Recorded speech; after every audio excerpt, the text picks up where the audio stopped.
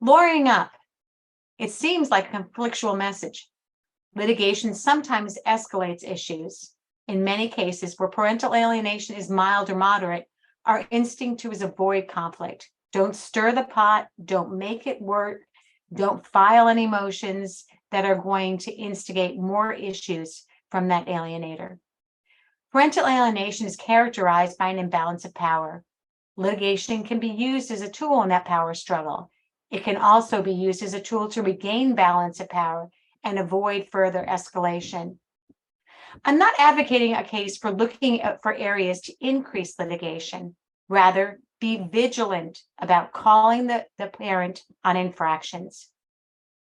We don't know a whole lot in early intervention and prevention. We're gathering more data. But according to the research about the continuum of severity in parental alienation cases, with the exception of the presence of pathology in favored parent in cases that are severe, the key to early intervention is assuring that you are fully engaged in not only your child's behavior, but also engaged in monitoring the behaviors of the favored parent.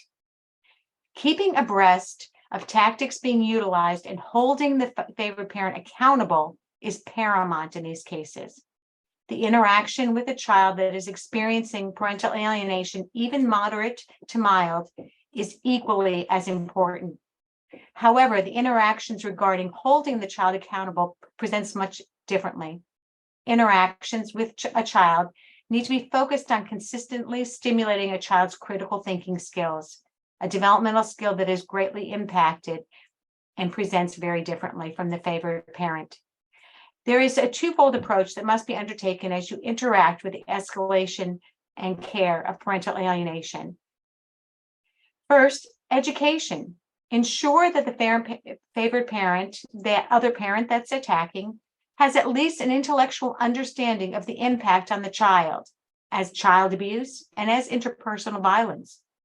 Pathology may impact that ability to integrate the knowledge into action, as it is clearly seen in narcissistic personality disorders.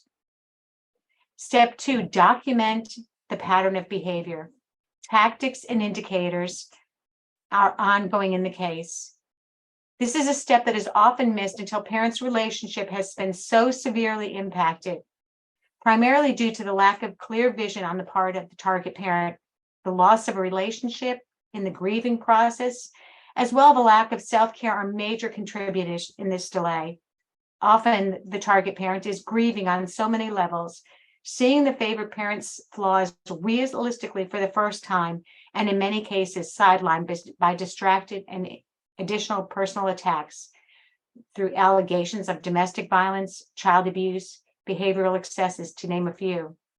So intervene early. Don't be afraid to call that favored parent on their missteps and making sure that they are being held accountable. And yes, if litigation is part of that process, making sure that any infractions of a court order, they are called on quickly and with great care to prevent that escalation, and understanding that no matter what you do, that escalation because of a parent's pathology may be inevitable. Remain vigilant in that relationship with your child, and remain vigilant to caring for your child and increasing their skills to connect with you.